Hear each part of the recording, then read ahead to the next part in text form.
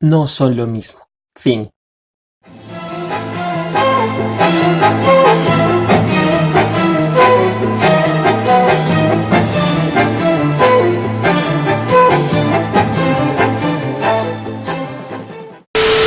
Bien, nos metimos en un súper rollo.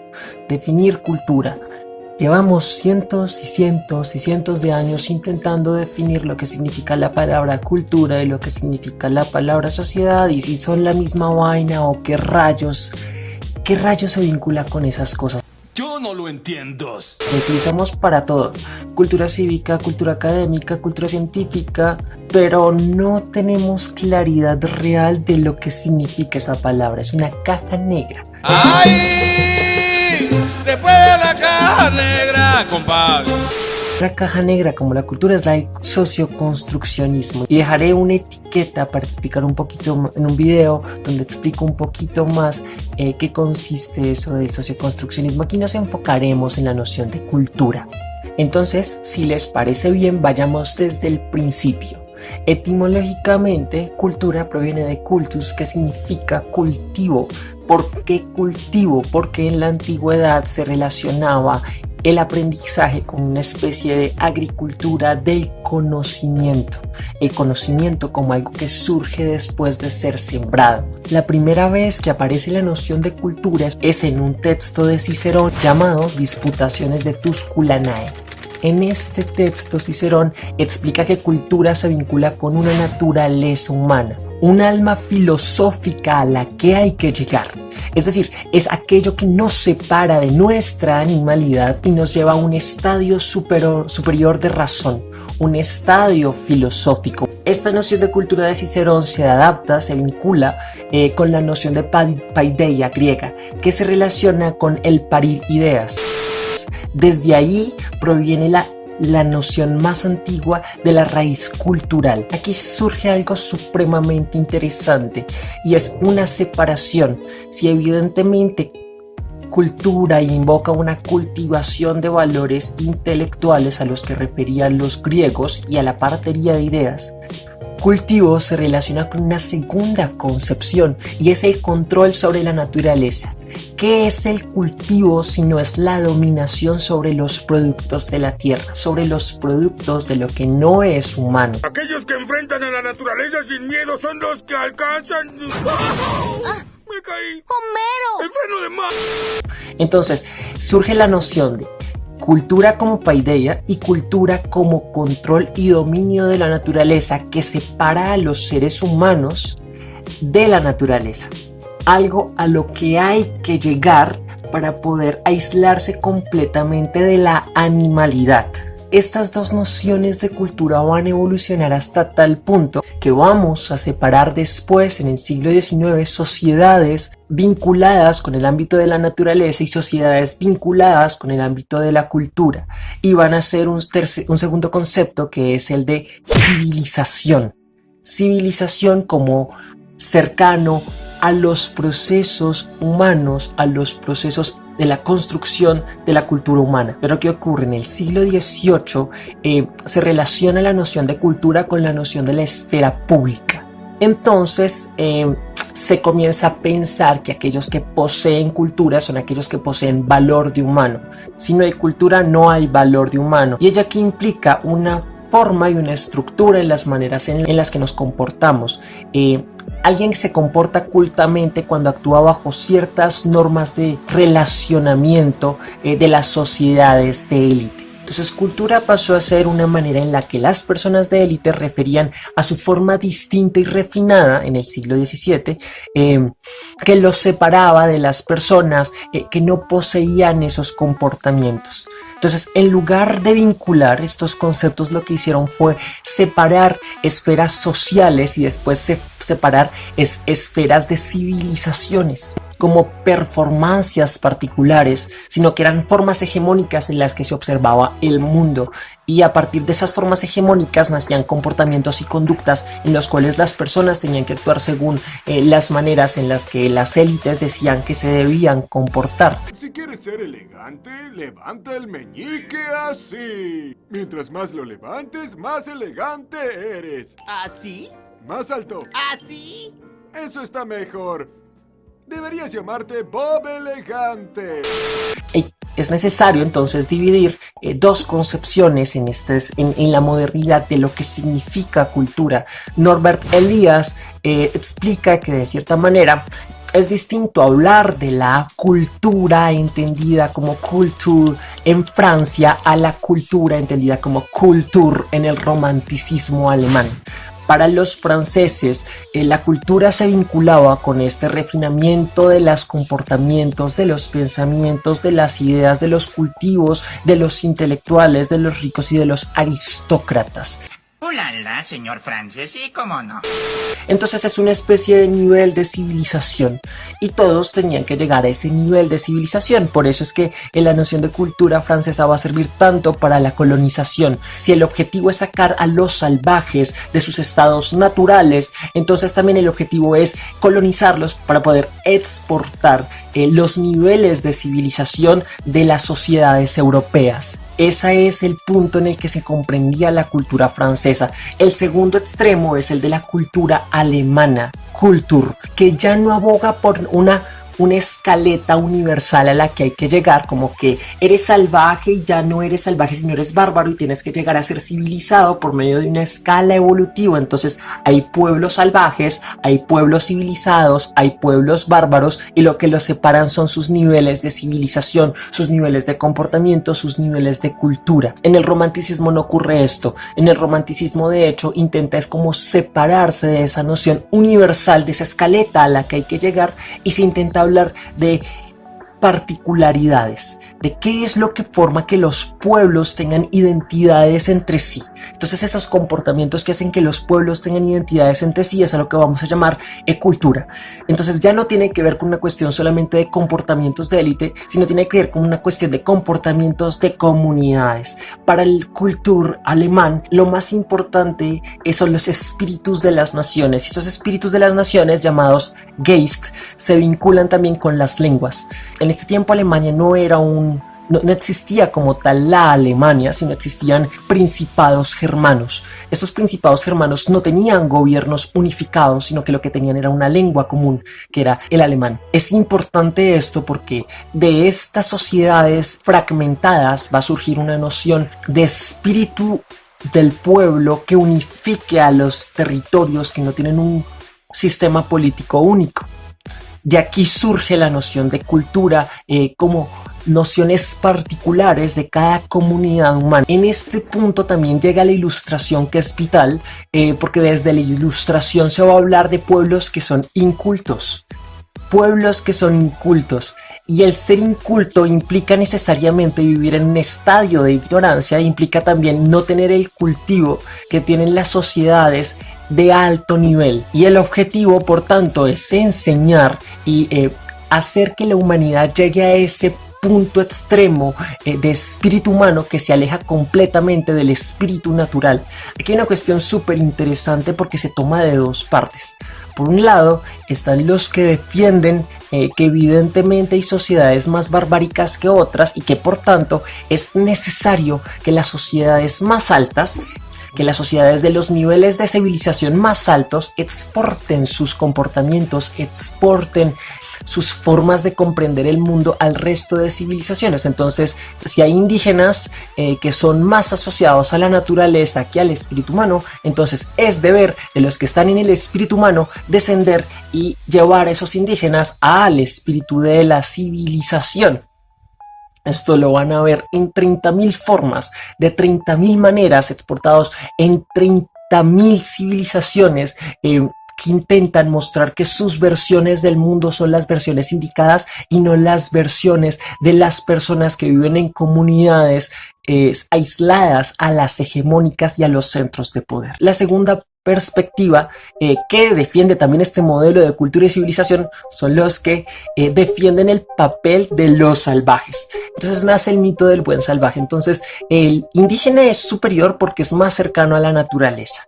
Nosotros que vivimos en ciudades, entonces no tenemos la comprensión que tienen los indígenas porque ellos viven en la naturaleza. Entonces también son cercanos a la naturaleza y también implica que son más salvajes que nosotros. ambas versiones, aunque son polos contrarios, a la larga tienen el mismo problema y es que generan los mismos estadios de civilización. Ese es el problema con la primera versión de cultura. Desde la segunda versión, que es la alemana, se va a fundamentar la estructuración científica de la comprensión de lo cultural. Entonces, desde la perspectiva alemana van a ser el estudio de la antropología y de la etnología como un intento de desarrollar, conceptualizar los espíritus de las naciones.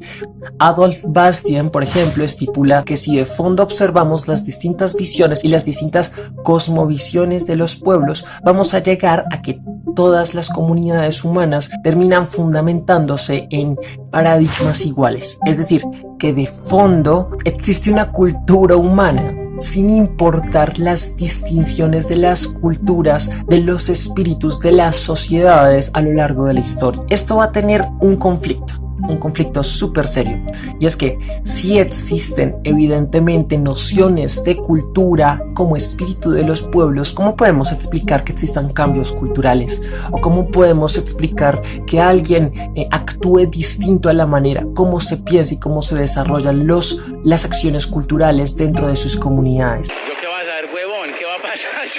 Entonces entramos a una crisis de lo que es la noción de cultura. Por una parte, la noción francesa nos lleva a un elitismo de lo que es el comportamiento humano y a eso le llamamos cultura. Y por otra parte, la versión alemana nos lleva a una homogenización donde todo el mundo actúa igual según su espíritu de su grupo humano, y cuando vamos a observar en la realidad, pues no es cierto, porque las personas actúan de maneras distintas sin importar lo que ocurra dentro de sus sociedades. Las dos definiciones usuales que tenemos de cultura caen en un problema.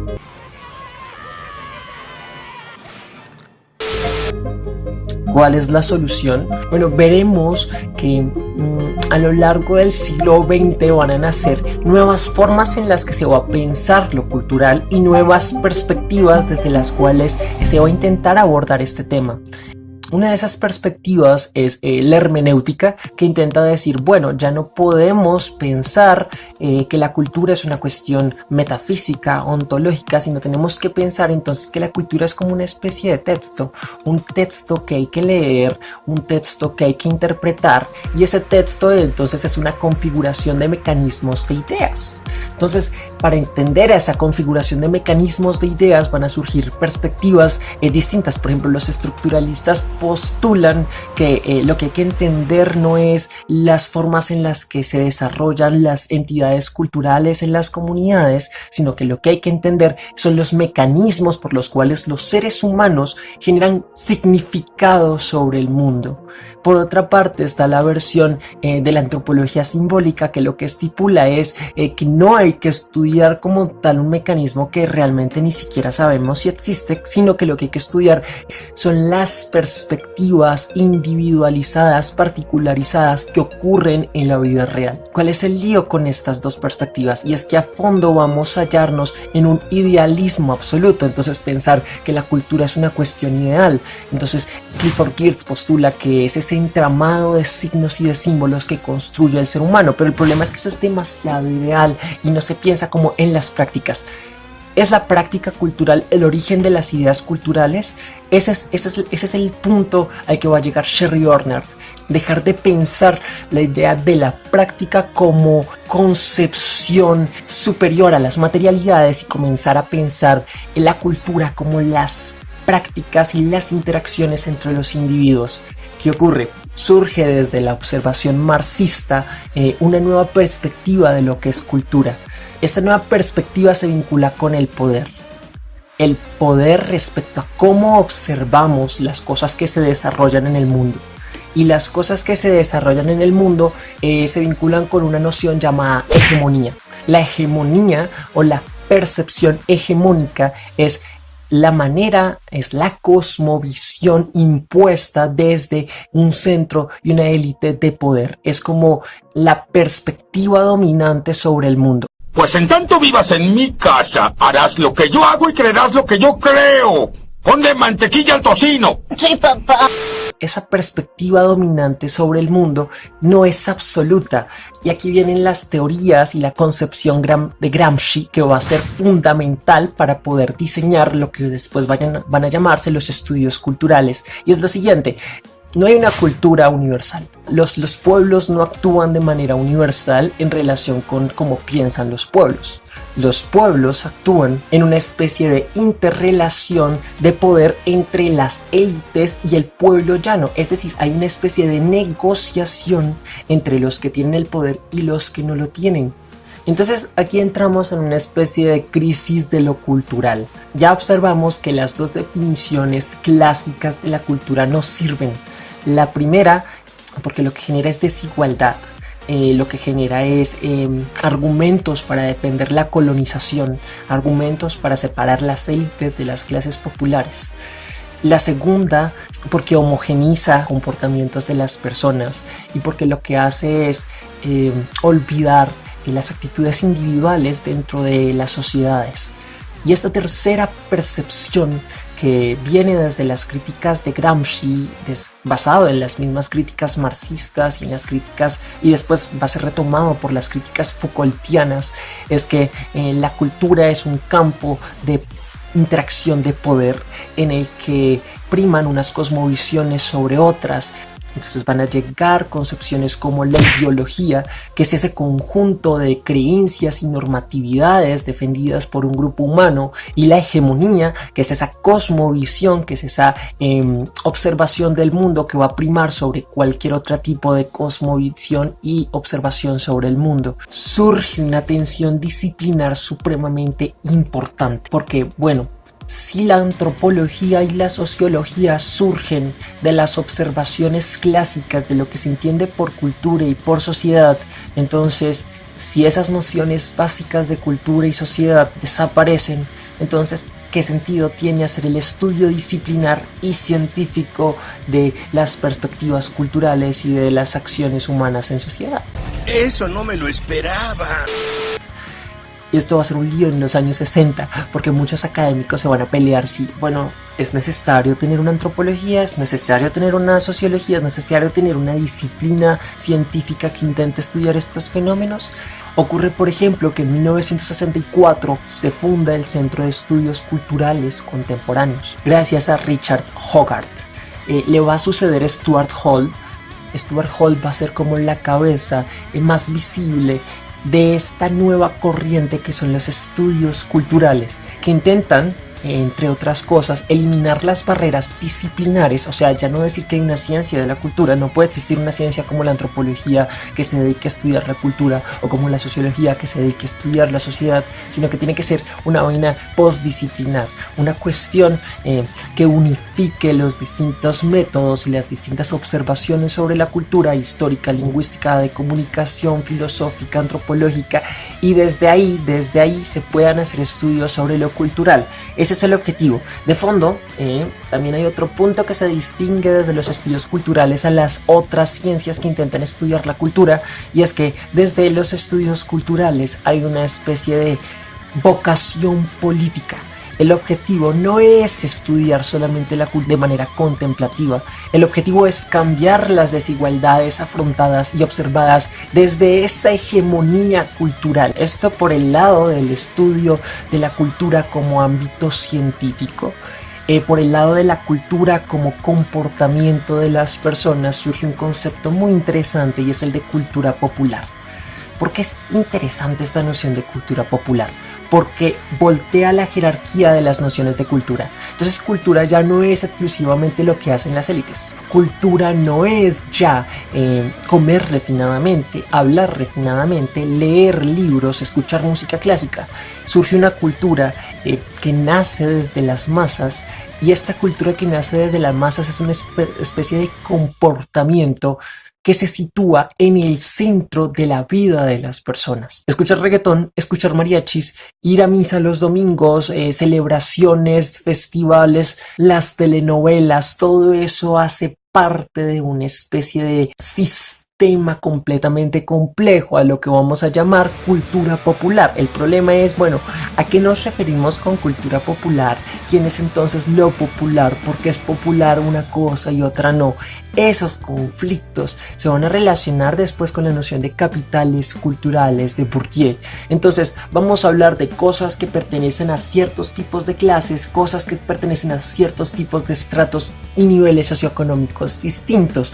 Y ahí va a surgir poco a poco una cuarta versión de cultura muy interesante, y es la cultura como identidad. Entonces tenemos ya 4 definiciones de cultura distintas entre ellas. La primera es una especie de cultura como comportamiento de élite.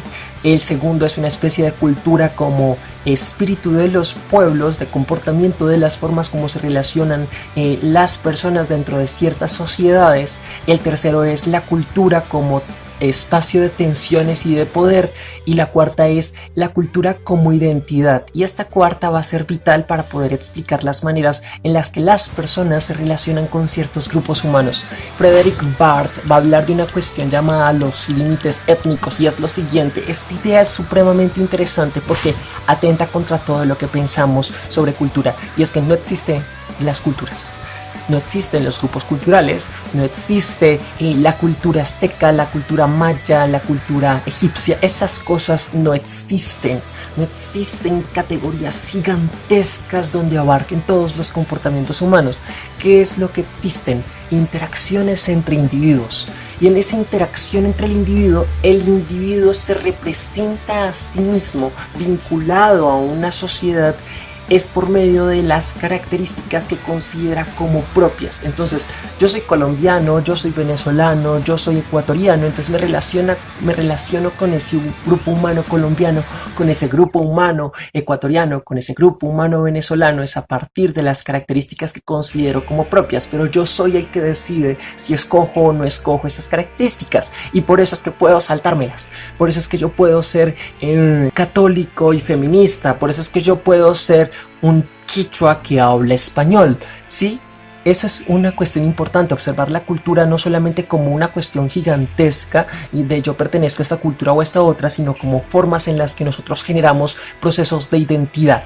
También está la perspectiva de Shriorna y de Talal Asad, que se vinculan con la cultura como práctica, la cultura como formas en las que las personas actúan en un lugar. Y por último está la perspectiva de la cultura dentro de las nociones capitales y comunicativas, es decir, la cultura como producto y mercancía de venta. Coger, institucionalizar, convertir en un producto las prácticas, los conocimientos, las cosmovisiones culturales, y a partir de eso generar mercancías. Nace la cultura de masas, nace la institucionalización de lo cultural. Entonces vemos que hay ministerios que se encargan de difundir un tipo de cultura hegemónica, pero también vemos que hay empresas que intentan vender productos que se consideran como culturales asociados con esos centros de poder y asociados con esos centros de consumo. Esto va a ser estudiado especialmente por la Escuela de Frankfurt, y de hecho Adorno va a hacer un análisis supremamente interesante sobre la industria cultural. Devolvámonos un poquito. ¿Cuál es el problema con los estudios culturales? El problema con los estudios culturales son dos. El primero es que, aunque habla de una vocación política de fondo, no es una vocación política porque se restringe única y exclusivamente al estudio universitario de la cultura. El segundo es que observa las prácticas culturales todavía como una especie de texto. Se olvida que hay prácticas detrás, y se olvida que hay que observar esas prácticas en lo pequeño, hay que observar esas prácticas en la interacción, y no solamente analizarlas como una especie de texto gigantesco el cual se puede leer y se puede interpretar. Ese de fondo es uno de los problemas con los estudios culturales. En antropología ya no se piensa que el trabajo antropológico sea estudiar la cultura como tal. Hay una parte de la antropología que intenta estudiar los procesos culturales, pero ya no existe la cultura, ni existe la etnia, sino existen las relaciones que se pueden construir entre la identidad de un individuo y las relaciones que se pueden construir entre la individualidad de una sociedad. Por eso es que nacen vainas como las tribus urbanas, por eso es que nacen vainas como las culturas digitales, que es algo de lo que no se ha hablado. porque es una relación que ya no tiene que ver con un espíritu nacional, sino tiene que ver con una identidad entre las personas y las sociedades y los grupos humanos. Ahora vayamos al meollo del asunto. ¿Por qué cultura es distinto a la noción de sociedad? Vamos a centrarnos en qué es sociedad.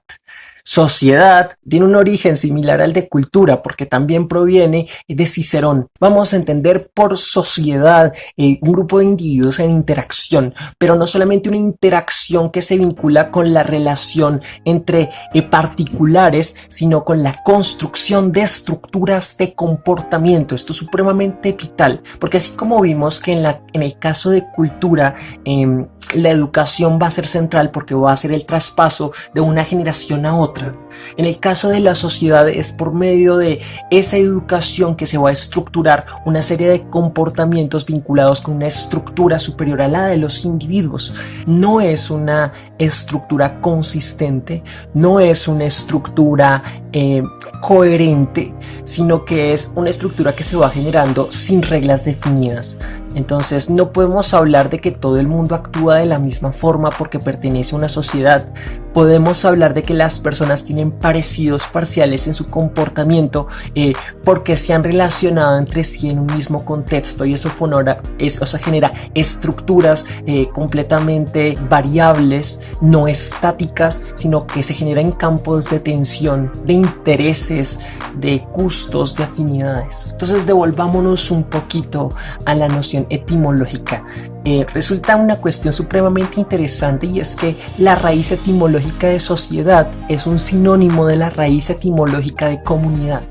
Actualmente no entendemos sociedad y comunidad por lo mismo. Sociedad y comunidad son cosas distintas, mientras que la comunidad es un grupo de humanos que tienen algo en común y que desde eso algo en común se generan interacciones. La sociedad no necesariamente tiene algo en común. Yo puedo pertenecer a una sociedad y pueden existir miles de interacciones distintas y sin embargo yo pertenecer a esa estructura social. De hecho, una sociedad puede contener dentro de sí distintas culturas. Es a lo que referimos como sociedad multicultural. No es lo mismo multicultural a intercultural o a transcultural, pero voy a hacer otro video explicando esas distinciones. Es decir, en una misma estructura social pueden existir distintas formas de construcción de cosmovisiones y de prácticas humanas. Sociedad etimológicamente proviene de la palabra socios, que significa seguir o acompañar. Significa una especie de lazo que se genera entre los individuos y que a partir de ese lazo construye una especie de amistad, de comunidad, donde se generan alianzas y se generan negociaciones entre los individuos. Koinonia, que es la palabra de donde proviene la noción de sociedad, porque Cicerón la observó como una especie de sinónimo, se vincula con la unidad, la generación de la disposición de unidad entre los distintos individuos. Esta disposición de actuar entre los individuos, Aristóteles habla de koinonia politike, que es la predisposición a la organización de los individuos dentro de cada koinonia. Esta predisposición va a ser denominada por Aristóteles como polis. Polis va a ser la unidad política de las comunidades. Pero sucede algo supremamente interesante, y es que las alianzas entre las personas no pueden surgir, según Aristóteles, si no hay algo en común. Y ahí surge un problema muy tenso, porque nuestras actuales comunidades globales no necesariamente tienen algo en común. Entonces, ¿a qué nos referimos con comunidad si ya no hay algo en común que nos relacione entre individuos para seguir una meta clara como estructuras sociales? Ese es un problema muy tenso en el que todavía estamos. ¿Por qué razón podemos decir que una comunidad puede ser intercultural o multicultural?